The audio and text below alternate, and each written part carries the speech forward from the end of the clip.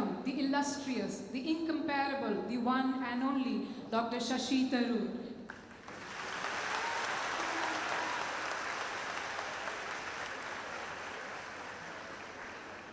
My God, what an introduction. How does one live up to that? Most respected His Grace Ma Joseph Kalagalagat, patron of this institution. Monsignor Dr. Joseph Taratil, manager. Reverend Dr. Shaji John, your principal. Dr. Sonia Sebastian, head of the Department of English. Sister Minimoon Matthew, Sister Manju Elizabeth, Father Kuriakos, and the golden-voiced Sneha Babu. All the members of the faculty, students, friends, well-wishers, എല്ലാവർക്കും എൻ്റെ വിനീതമായ നമസ്കാരം.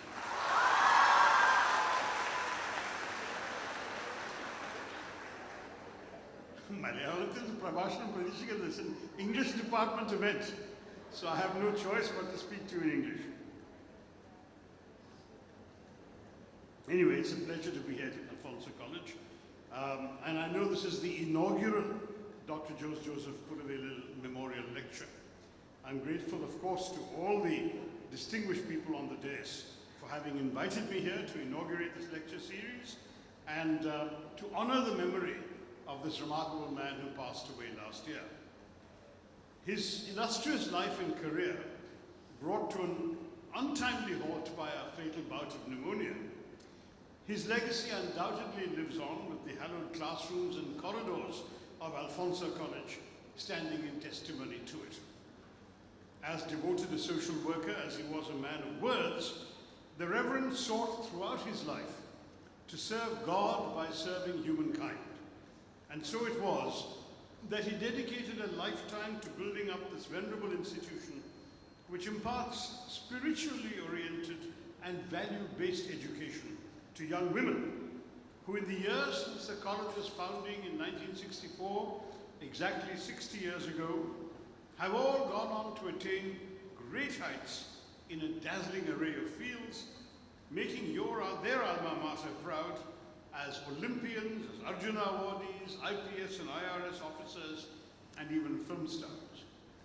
Worth recalling on this wonderful occasion of your Diamond Jubilee year. As a former bursar and head of the Department of English, Dr. Pulavelil left an indelible imprint on Alfonso, enhancing its capacity to instill greatness and moral rectitude in its students.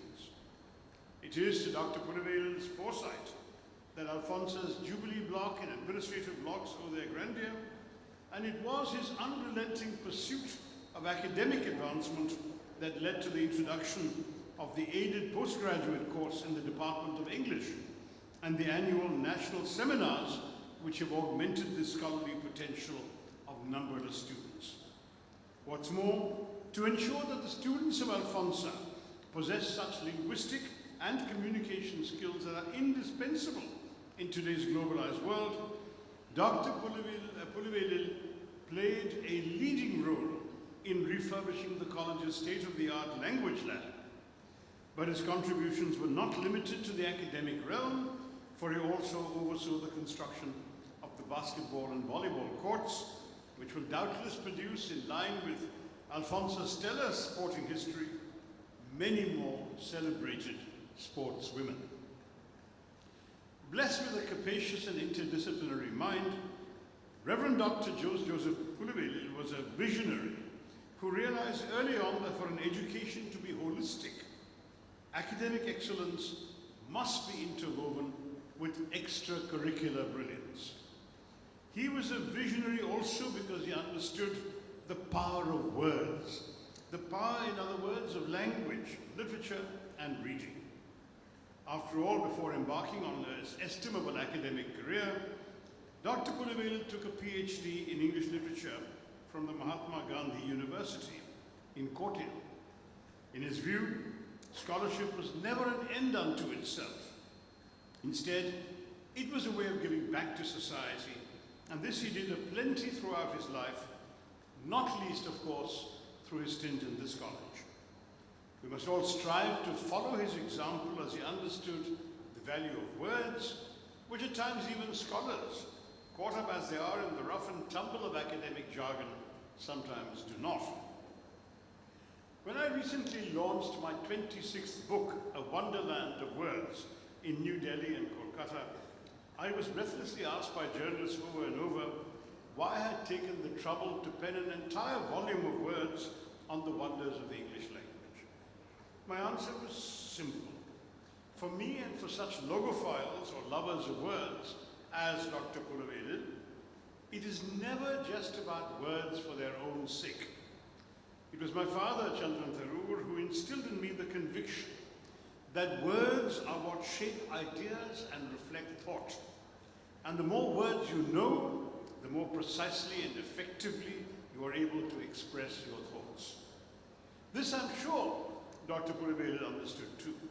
For if we dream of changing the world for the better, our words must serve as the vehicles of our thoughts, encasing our inchoate, unformed ideas in the flesh and bones of language.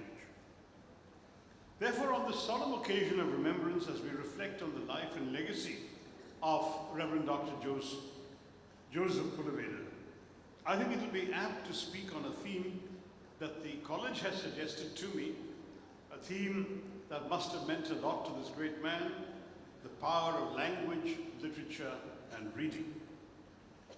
In a world torn apart by hatred and intolerance, where an attempt is being made to muzzle the voice of those clamoring for their rights, and where writers are often attacked for offending volatile sensibilities and sentiments, we cannot overlook the importance of words, without which we would not be able to express ourselves, without which we would not be able to understand each other. As Salman Rushdie has often said, humans are the only species who, to understand themselves and the world around them better, tell each other stories.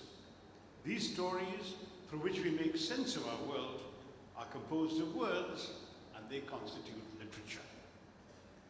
Sadly, however, the knowledge of words, especially in a country like ours, we're obsessed with mugging up textbooks and regurgitating them in our examinations, is restricted to one thing alone: mugging up, studying the dictionary, wordless. I understand that to pass some examinations, there are useful lists of words that students are encouraged to learn. I don't agree with that. In fact, not a day goes by without my being asked, mostly by younger students, egged on by their enthusiastic parents, what they need to do to develop a formidable vocabulary. And my answer is invariably just one single word: read.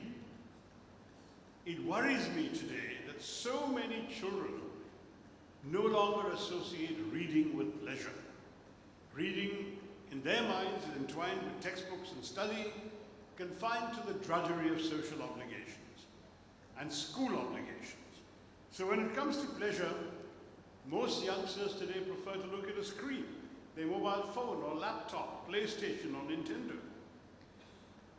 It would not, I think, be wrong to say that the COVID-19 pandemic, when one was helplessly cloistered at home, worsened this menace of the screen. Of late, I've met too many children who've never read a book for pleasure or entertainment, only for a classroom assignment.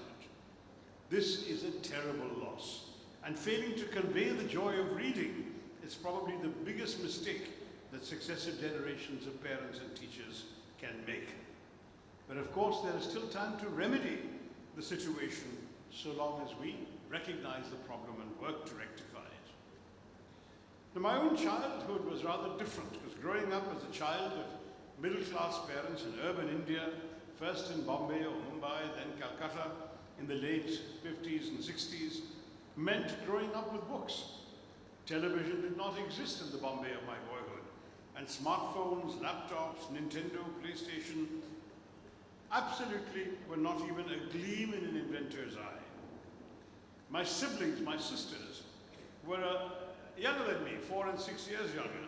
So what could you do when you weren't with your friends? Read. And why wasn't I with my friends? Because I was an asthmatic child and I couldn't go out and play. So whenever I was ill in bed, struggling to breathe, often unable to sleep as well, sitting up in bed, all I could do was read. Books became my escape, my entertainment, and my education. I read copiously, indiscriminately, but also rapidly. And soon reading became the central focus of my existence. There was not a day in my life that did not focus or feature a book. One year, I foolishly set myself the challenge of reading 365 books, one for each day in the year.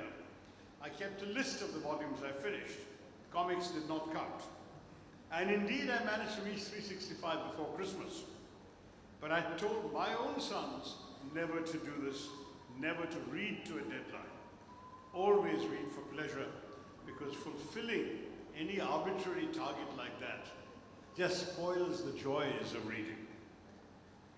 An abiding memory is of my mother coming into my room around 11 every night and switching off the light while I was reading. I wasn't smart enough to think of holding a torch, a flashlight, under the blankets. But sometimes I would wait for my parents to fall asleep in their room and then surreptitiously switch on my light again to finish the book they had interrupted. I tell you the story because the journey that began my adventure of reading is often ignited by a single book. And my mother actually started me out by reading to me when I was a tiny little toddler. When I was still in diapers, she would read to me from the noddy books of Enid Blyton, stories about a nodding wooden doll and his friends in Toyland. My mother jokes that she read them so badly that I couldn't wait to grab the books from her by myself. So before I was 3, I was reading, Noddy first, and soon moving up to other stories by the world's most prolific children's author, Enid Blyton, whose prodigious output of over 200 books could take you through an entire childhood. It was only the beginning, though. The classroom offered other books with its British-inspired curriculum. At the age of 9, I was reading Lamb's Tales from Shakespeare. At 10, Charles Dickens' Oliver Twist, both unabridged. And Shakespeare himself, mildly expurgated, made an appearance in the syllabus when I was 11. In the same year, an otherwise detestable teacher dictated a passage from P.G. Wodehouse on a spelling test and launched me on the first great literary passion of my life. One of the great humorous comic authors of the world. If you haven't read P.G. Wodehouse, I recommend it strongly to you. There were also several Indian stories that I raced through. In those days, there were very few Indian children's books available in English in a market still dominated by the British. The one area where Indian publishers could hold their own was in retelling the Indian classics. So I remember several versions of the traditional tales I'd heard from my grandmother, episodes from the Ramayana, the Mahabharata, which later inspired my first novel, the Great Indian Novel, the fables of the ancient Jatakas and the Panchatantra.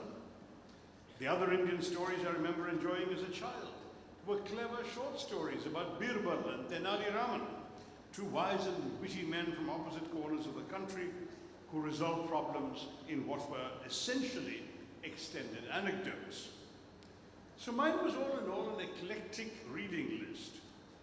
It is, I suppose, a uniquely Indian experience to embrace both Blyton and Birbal, Jeeves and the Jatakas, Tintin and Tenali Raman, all in one reading. What persists, and I have no doubt will persist, is a vivid sense of books devoured as a source of pleasure and of vicarious experience. You learn about the rest of the world through the experiences that you have not had, but you have read about in your books. Books, I firmly believe, are like the toddy tapper's hatchet, the kodubal, cutting through the rough husks that enshroud our minds to tap into the exhilaration that ferments within. It is a boundless curiosity of children that reading stimulates, and in so doing paves the way forward for them to begin their own adventures of reading, and eventually wielding words to effect vigorous change with visions of a better, more peaceful, plural, and more progressive world. That is the power of words, of language, of literature, of reading. What more should I say about them? Writers, after all, are supposed to write. We should leave the pontificating to the professors. But once in a while, even writers are forced to think about their craft, to interrogate themselves. I was obliged to do so some years ago when I found myself the subject of a long interview which included the somewhat startling question, do you think your text belongs to you? I suppose it was inevitable that sooner or later a professor of literature would ask me this postmodernist question. I had to explain that not only have I never taken a writing course, I didn't even study English literature at university. I thought that would be like learning about girls at medical school. If you love a subject, enjoy it for itself. Don't let the academics spoil it for you, was my attitude. Now, I shouldn't be saying that at an English department lecture. But I tell you this because for me, writing is a wholly instinctual activity. It's about expressing your most intimate feelings and thoughts, and that's as much you as the way you talk, for that matter, the way you breathe. I wouldn't want anyone else to tell me how to write. In my writing, I've always seen the telling of the tale as being as important to me as an author as the tale itself. My text belongs to me in that the words I have chosen to employ are the only ones that are authentic to what I have tried to convey. The same story, the same concerns can obviously be told or expressed by different writers in different ways. My way is the way in which my text has chosen itself to tell itself through me. And in that form, it belongs solely to me, which is why we have copyright and why teachers don't want you to plagiarize. But I've often felt as a writer that I'm giving expression to something beyond myself, something that emerges from a different realm that I perhaps consciously tap into in the act of writing. To that degree, the text is both mine and beyond me, an artifact that emerges like a stream from the ocean of stories, the Kathasaritha Sagara, that I've been privileged to channel to my readers. For that reason, I'm prepared to accept the notion that my text may contain hidden meanings of which I myself was not conscious during the act of writing. This is certainly true of painters who may find something emerging from the brushstrokes they have applied on canvas that was not wholly present in their minds when they were wielding the brush. Though text seems more limiting than paint, the principle is essentially the same for all art. Of course, the critic who reads meanings that the author did not consciously intend is guilty of a form of subversion, and the author is entitled to argue, if he's still alive, that his text does not support the critic's analysis.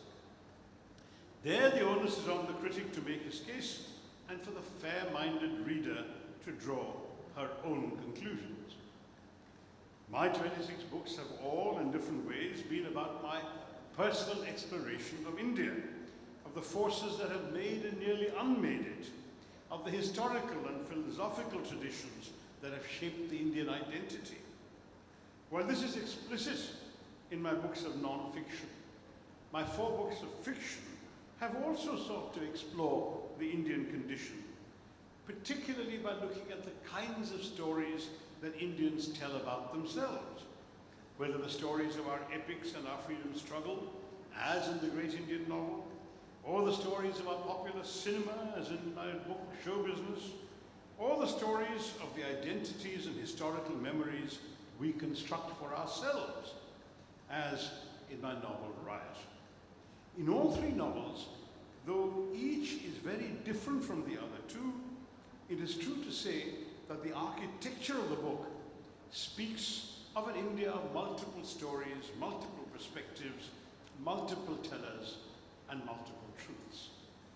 I'll only speak of one because of the late hour. Speaking of the great Indian novel, I have rather overtly staked a claim for the tasks of my kind of fiction to affirm and embrace an Indian cultural identity, to broaden understanding of the Indian cultural and historical heritage, and to reclaim for Indians the story of India's national experience and its own reassertion of itself, including the triumphs and disappointments of independence. My story in the Great Indian Novel was about the kinds of stories Indians had long been telling about themselves, both the Mahabharata and the story of our nationalist struggle for freedom. And in it, I have set out to explore what has made India and what is the nature of truth in life as in fiction, in tradition as in history. Is there my truth, your truth, his truth, or only one truth we regard from different perspectives? I also wanted to make sense of India's countless national and historical memories and hope to fathom them all into one capacious and coherent whole. In countries like ours that are enormous and diversely chaotic, there can never be a single national memory that has primacy over all other memories. At any given point, there are always countless memories, those of different groups, different sections of society, clamoring to be hailed as the predominant memory. That, of course, is impossible. And so it is that these countless renditions of the past pervade the present with an acrimony which at times becomes deeply polarizing. This is something all modern nations that claim to honor constitutional liberalism must strive to prevent. For nation building and national integration, what's important is affording the nation's different communities, many of which have their own contending versions of history, a berth wide enough to accommodate those differing, not to say even disagreeing historical memories. All of this can be subsumed in a larger project one might call democratic myth-making. That is to say that the saga of how the nation came to be, how, say, it fought its colonists, threw them out, established a democratic republic, guaranteeing liberty, equality, fraternity for all. This must be narrated over and over by different people, by the government, by civil society, by the citizenry, by writers like me. This will allow different communities to take pride in their own histories and at the same time feel that they belong to the nation whose birth was a moment of great deliverance for them and as such must be cherished. Such democracies as the US, France, and even with our checkered record, India, have managed to do this, leaving a lot left to be desired, of course, but we're doing it. Art and literature play a powerful role in the project of democratic myth-making that all modern nations have in some way or the other embarked upon. Though it may not be a concerted attempt, artists, writers, novelists all seek to make sense of the vicissitudes in their nation's fortune, and also to reclaim the cultural identity that centuries' worth of colonial or imperial rule have robbed or deprived our nation of. Post-colonial literature has sought to achieve this goal precisely. In certain cases, these writers may immerse themselves, thank you so much, dry and dreary textbookish history into the vibrance and glory of mythical epics and folklore. And that will inform and feed the nation's collective conscience. And of course, these things have been happening from time immemorial. These are the tales of characters and scenarios stalk the nation's streets and the imagination of its citizens, and thus are nationally understood metaphors that speak to the present, to what is happening to the nation at any given point.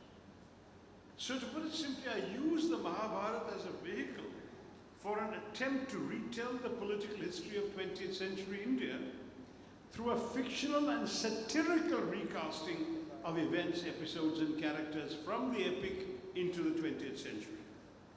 And for me, the Mahabharata was an ideal vehicle for this because it was a reflection of the pluralism, diversity, and openness of India's kaleidoscopic culture. In the process, it aims to broaden the understanding of the Indian cultural and historical heritage while reclaiming for Indians the story of India's experience with foreign rule and its nationalist reassertion, including the triumphs and disappointments of freedom. The vast majority of developing countries which strive to become modern nations have emerged recently from the horrors of colonialism, which has fractured and distorted their cultural self-perception. Development will not occur without a reassertion of identity, that this is who we are, this is what has made us, this is what we are proud of, this is what we want to be. And development implies dynamism. Dynamism requires freedom, the freedom to create. Creativity is both a condition and a guarantee of culture. This is why it is worth telling our ancient stories in new and original ways. Why, as the great Nobel Prize-winning German writer Günter Grass said, literature must refresh memory. So I won't talk about the other books, but my whole logic is, I think, fairly clear. That is that truth, as I ask in the great Indian novel, can sometimes be modified by a personal pronoun. But that doesn't mean that truth doesn't exist. It means that people see it differently. Now, some Indian critics still suggest that there is something artificial and un-Indian about an Indian writing in English. One critic disparagingly declared that the acid test ought to be, could this book only have been written by an Indian?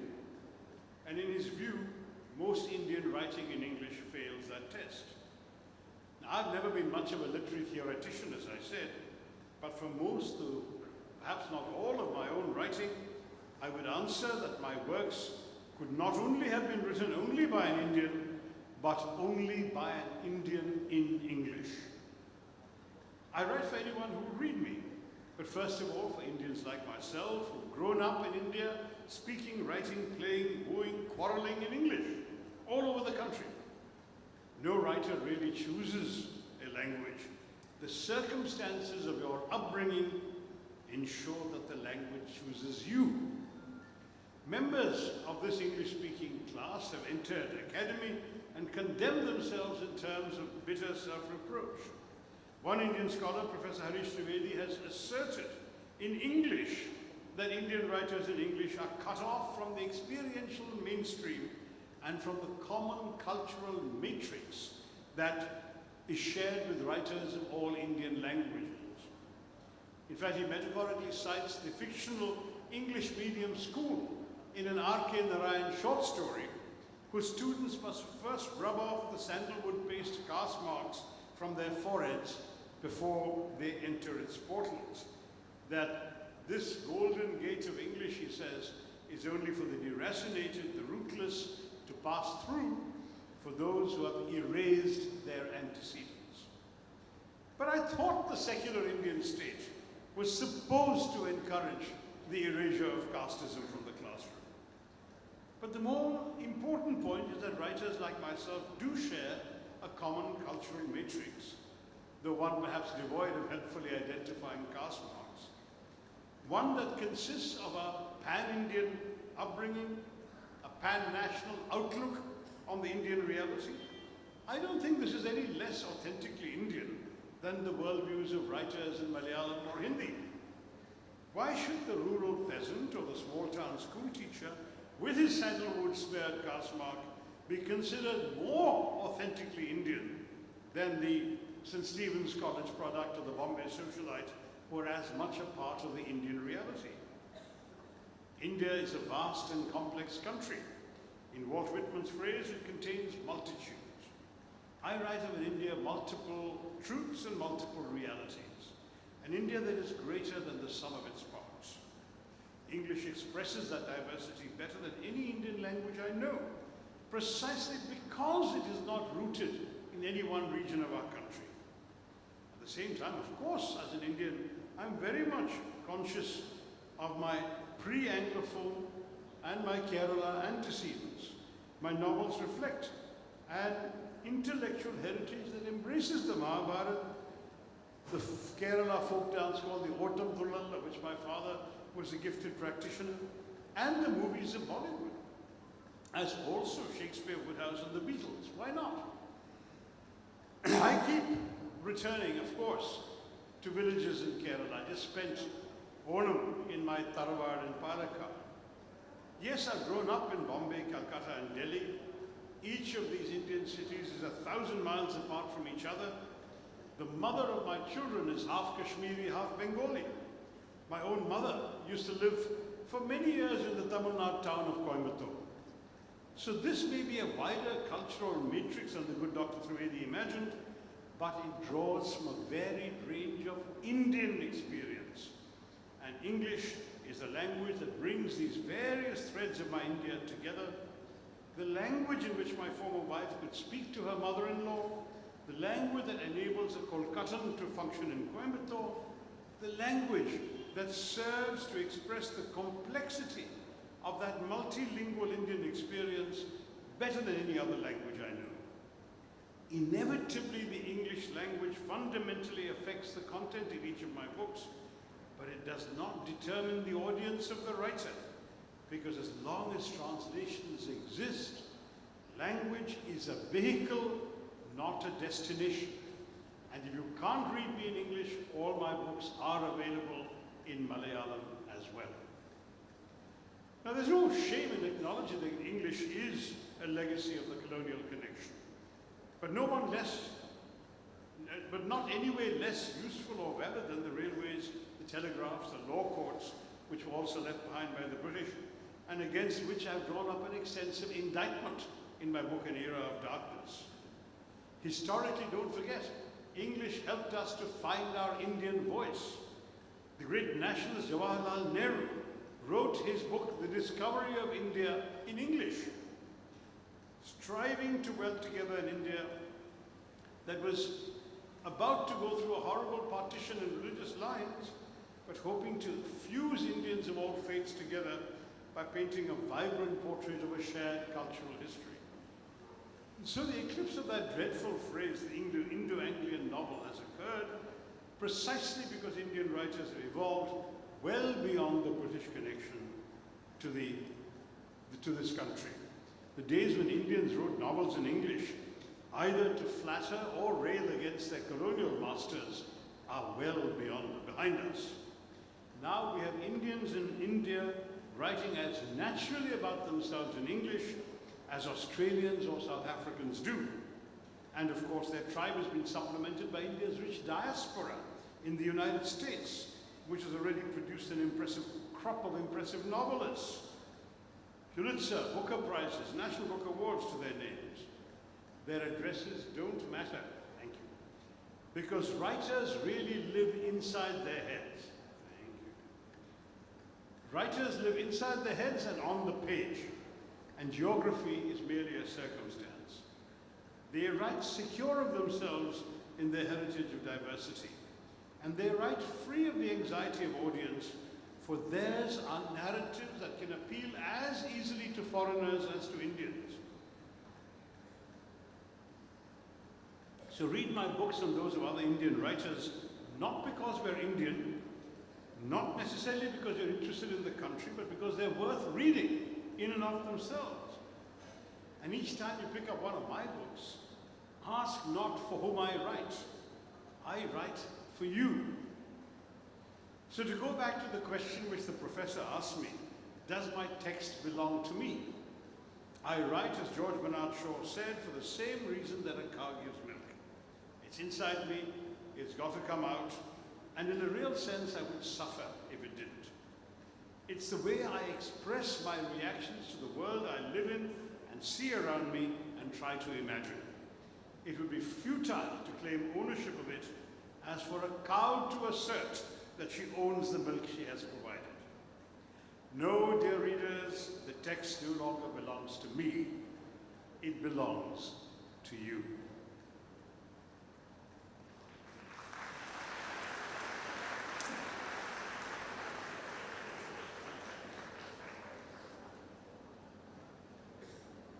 I must say that the topic was given to me by the Department of English, but I think one can wrap it up by saying that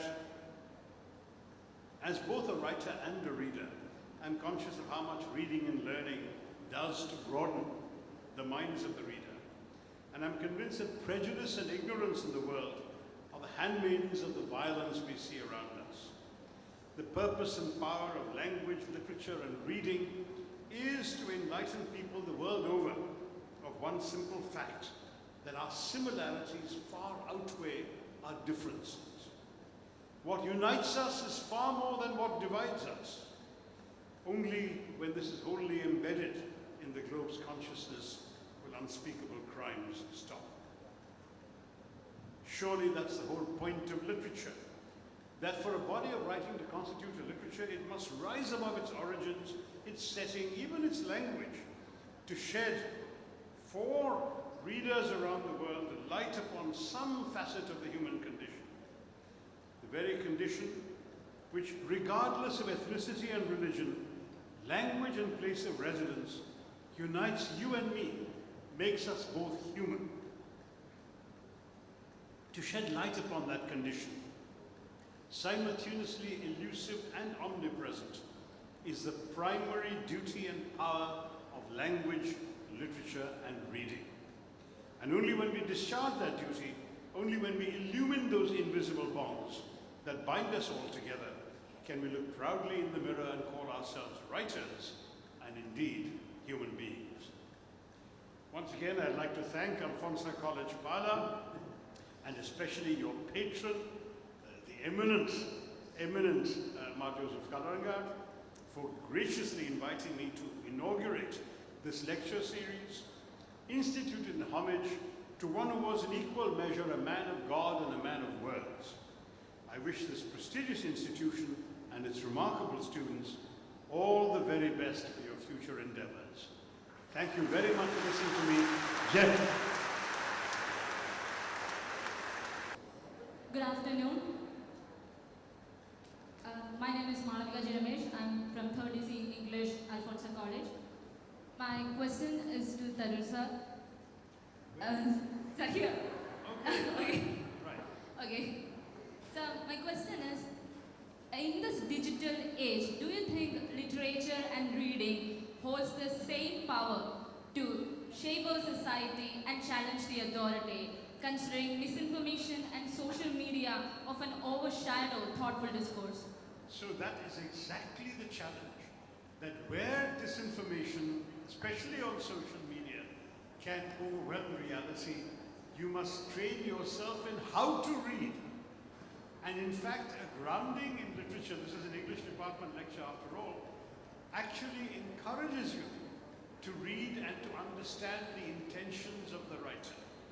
If you read the classics of literature, whether it's E.M. Foster's Howard's End or A Passage to India, whether you read works that try and depict books from different angles. I have written a novel called Riot, in which the story unfolds through 13 different voices, telling you 13 different points of view on what is happening on a particular riot.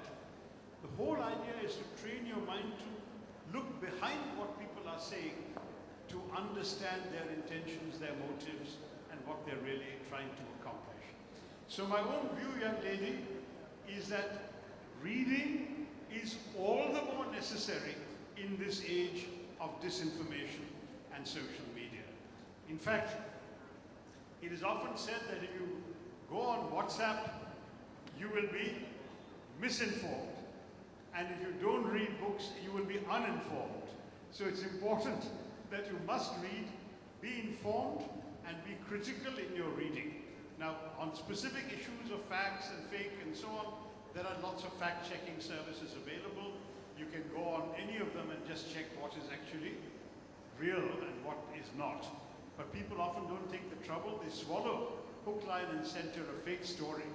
And it's only by having trained yourself to question whether something is true or not, that it doesn't sound right, that it sounds wrong, only then will you be able to read critically. So please do continue reading. Thank you so much.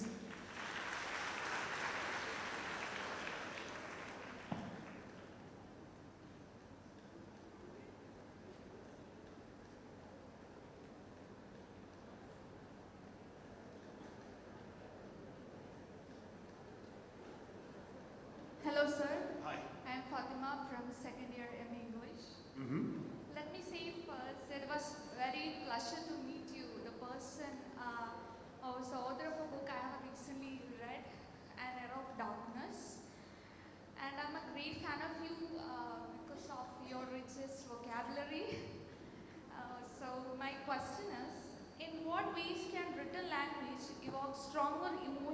or pursued more effectively than verbal communication? Well, you know, written language and spoken language are definitely different in their impacts. Logically, the argument is that the written language appeals to the reader's sense of reasoning, appeals to the rational mind, whereas the spoken language very often appeals to emotions and feelings and passions, the way the emphasis is put by the speaker.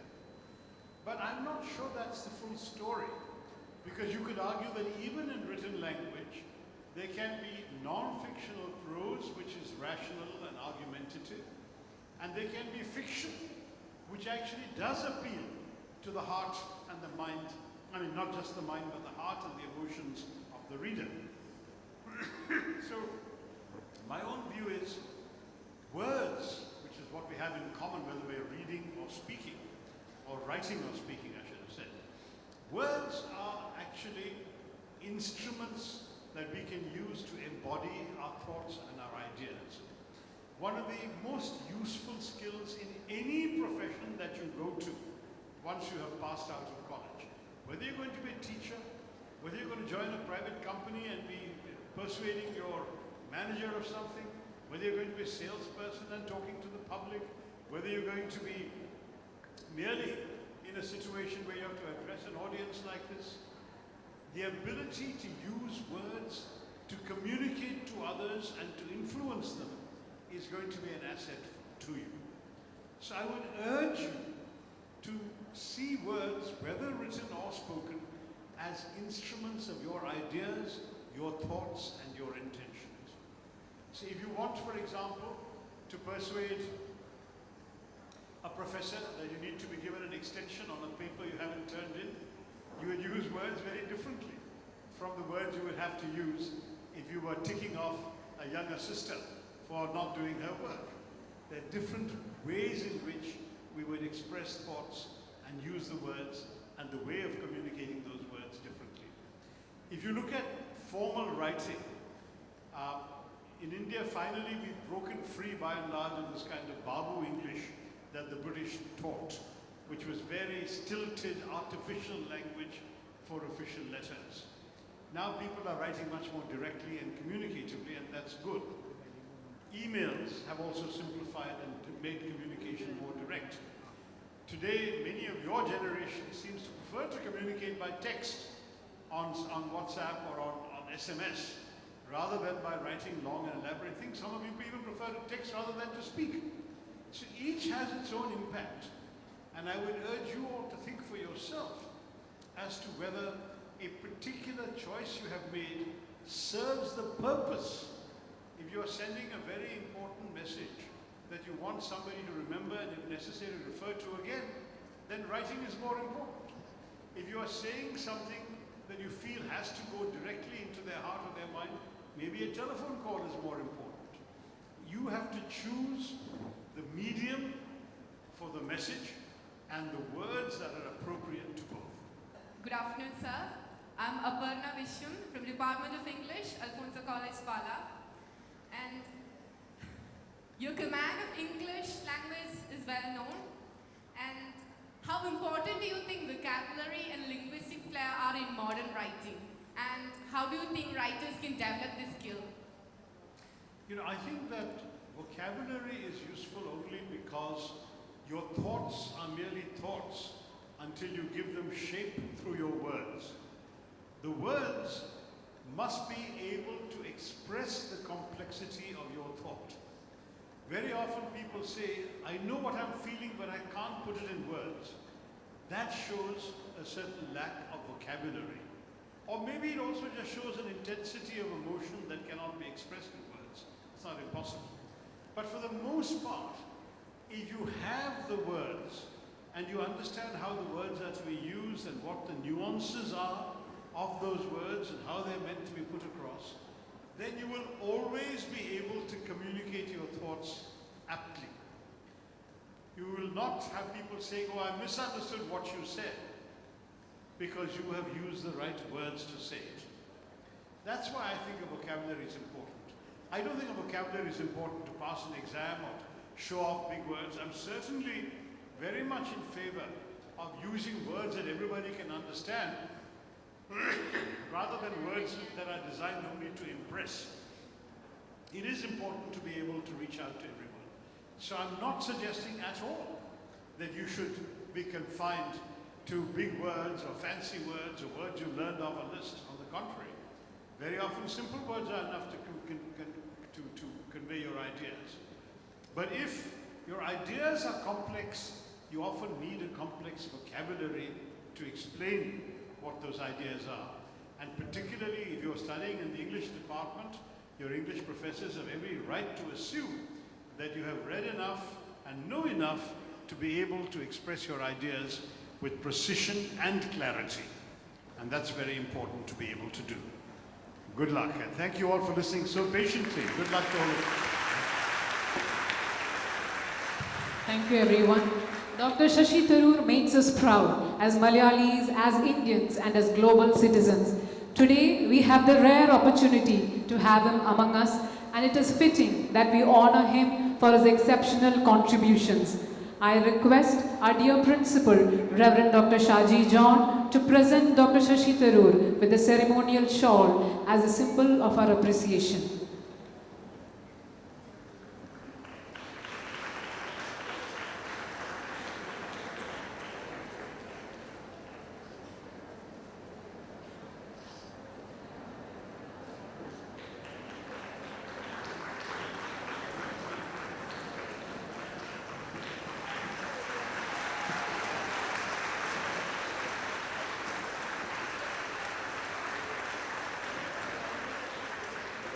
I request our college manager, Monsignor Dr. Joseph Tarkal, to present a token of our gratitude to Dr. Shashi Tharoor.